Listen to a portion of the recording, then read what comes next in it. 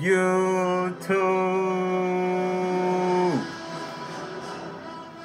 We back in this thing, baby. It's your boy Numbers Fan Jay. What's going on, YouTube, man? I promised my friend, my boy Reggie, that I would do this video. Just gonna take the time right now to talk about the Avengers Endgame movie. If you haven't seen the movie, please stop it right here. Spoiler alert, I'm about to talk about the movie. Avengers Endgame was probably the best movie that I've ever seen in my life. I'm sorry, I got the soundtrack playing in the background, trying to give y'all a little extra effect. But yeah, this movie from start to finish is just something that you can't miss. I don't care. You don't even have to be a Marvel fan. You cannot miss this movie whatsoever. Please, please, please, go out, see this movie at the theaters. Don't wait for it to get on DVD. Everybody's going to be done talking about it by the end. Get out there and see this movie, man. I'm telling y'all not going to regret it. It's people that aren't Marvel fans that are going to see it, that are coming back like, man, that movie was great. I was like, yeah, see, I told you. But I have to go. I guess I'll start off. My favorite part, of course, had to be when Cap got the hammer. When Cap got Thor's hammer. That was my favorite part. Easily. I was sitting there in the movie. I went to the movie with my dad and my little cousin. Went to the movie, and whole time, like, I'm watching the draft on my phone. Same time I'm watching the movie. You know, I'm keeping up. All right, they got this pick. Oh, my. Oh, did you see that? It's crazy. Oh, look, they made this pick right here. Like, I'm going back and forth. So this was one of the best days of my life. One of the best experiences I've ever had. I went to the NFL draft. I'll get to that in a moment. But afterwards, I did go to see this Avengers movie. I was into a few of the comic books. So, however, I did not read that Captain America would be able to pick up Thor's hammer. My dad told me that. I had completely forgot about it because I didn't think they were going to put that in the movie. But that was just, it was one of the coolest scenes I've ever seen in my life. I was telling my dad, I'm like, Dad, what?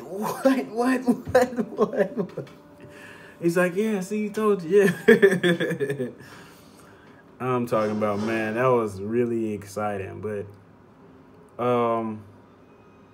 the part that I guess I went with my favorite part. Now I gotta go with the saddest part. There were a few sad scenes, but the saddest part for me was Thor talking to his mother. That part really had me tearing up. Because I'm thinking, like, if that was my mom and I knew she was going to die that day, it's no way. Forget the mission. I'm about to save my mom. But, you know, Thor, he had a little mental toughness, and his mother knew.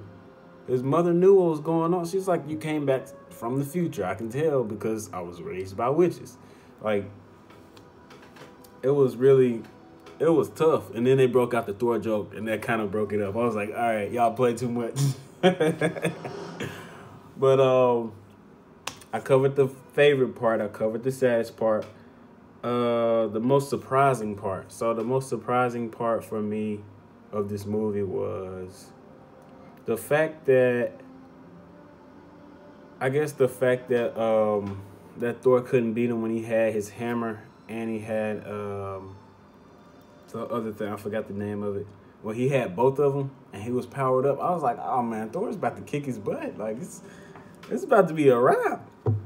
And he just still couldn't do it. I was like, wow, Thor, what's going on? I'm thinking Thor is about to come out and boom, boom, boom. Yeah, he's about to have to pull out some cheat code like he did against Scarlet Witch. So he's out there. He's boom, boom, boom. Like, yeah. And Thor goes down, and I'm just like, Thor.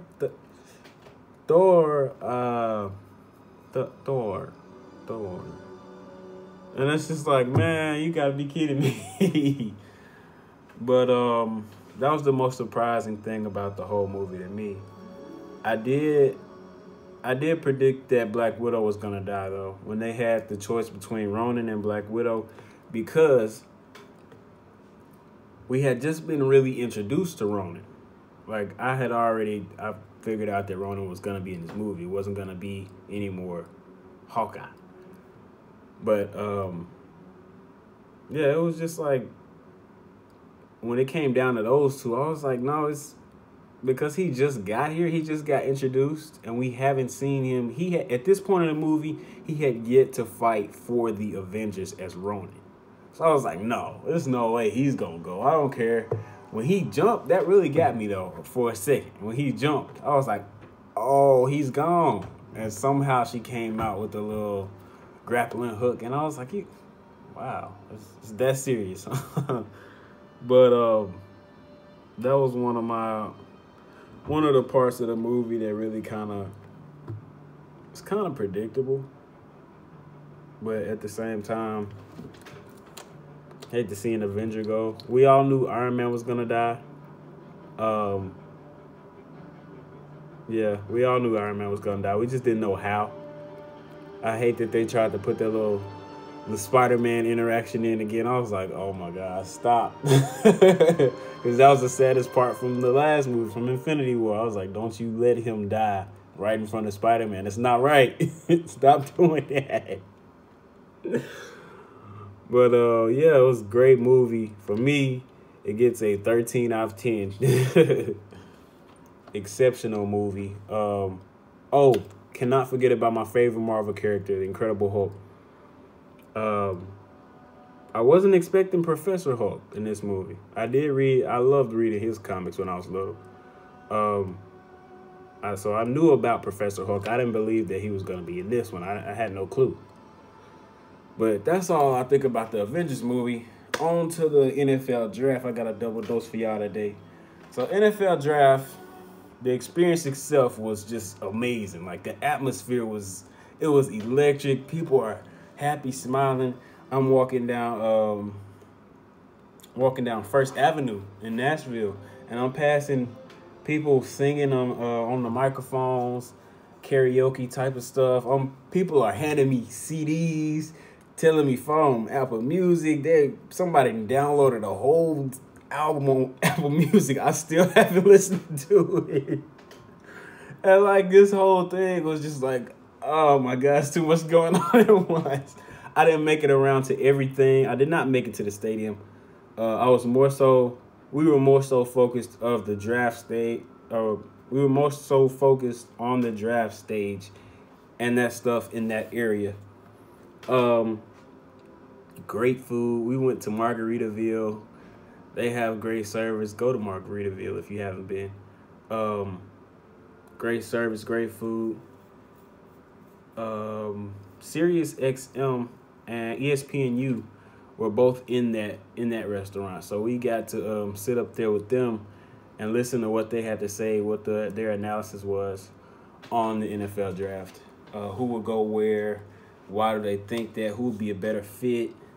What trades do they see happening? But without further ado, we're going to get into some analysis, just a little bit of analysis about the draft. So the whole thing with me about the draft, and this is why y'all didn't get a sort of mock draft from me, it's because the NFL draft is unpredictable. Let's be real. It's just unpredictable. You never know.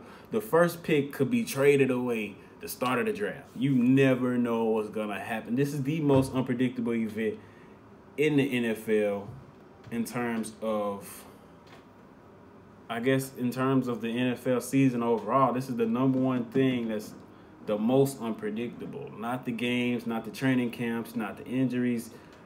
The NFL draft, anything can happen. And the most surprising thing for me in this draft was the first 3 picks were not traded. They weren't any surprises. They went in order. Boom, boom, boom. Kyler, Nick, Quentin. 1, 2, 3. And I was just like, man, but even that impacts the draft because you got to think about other teams that have maybe tried to trade with them or they were thinking they were going to get a trade, but they didn't get the trade. You got to think about teams that were anticipating on that team getting somebody other than most of the mock drafts had them getting. So now they have to rework their draft board. And it's little things like that that can change the rest of the draft. And There weren't a lot of surprises in this draft. I think the first trade was the Steelers moving up to 10. Um, it's a great draft overall. I think everybody, for the majority, everybody got who they wanted and people went where they were supposed to go, quote unquote. But I guess the number one surprise of this draft was I guess for me it would be the Steelers moving up would be the most surprising. They don't usually move up like that. They don't usually make noise like that on draft day. They pick who they pick and move on because they have such a great coaching staff and such a great history. Players who flock there, who end up there, are already destined to be great or to at least be average. But that was the most surprising thing. The pick that I think that was wrong, completely wrong, was the Giants pick. Y'all already knew I was going to say that. That is terrible, man.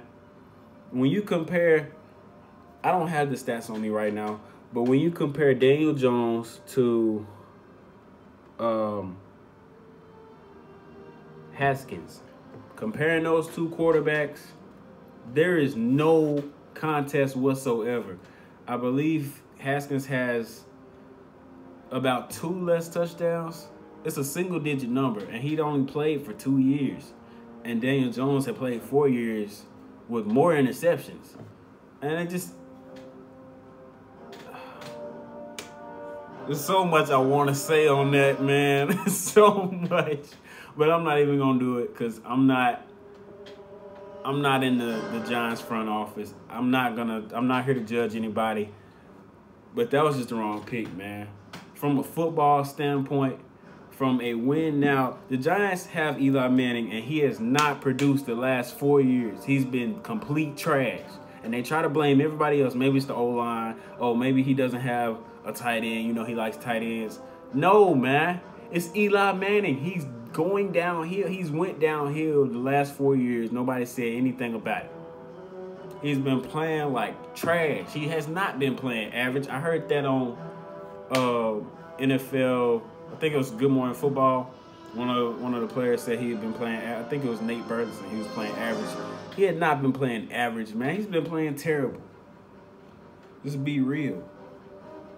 That he's not supposed to still be playing quarterback in the NFL right now. That's how bad he's been playing. Him, as well as Jay Cutler, stayed way too long, man. There's no way. There's no way that these guys just are still supposed to be in the NFL right now. Maybe as a backup, but they are not starters. Jay Cutler isn't a starter anymore, but Eli Manning is definitely not a starter anymore. His arm talent has declined significantly.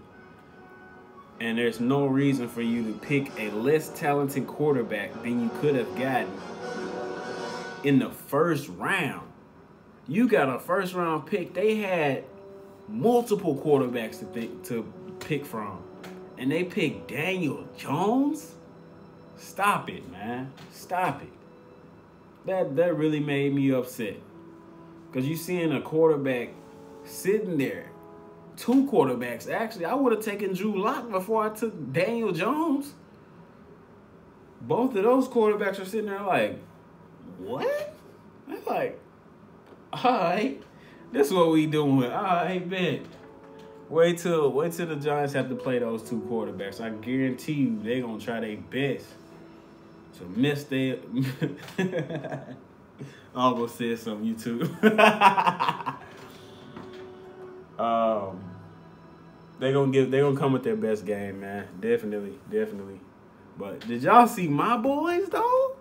My Chargers? Ooh, I'm excited, man. Jared Tillery, Nasir Adderley. Man, I'm pumped. I'm ready for this, man.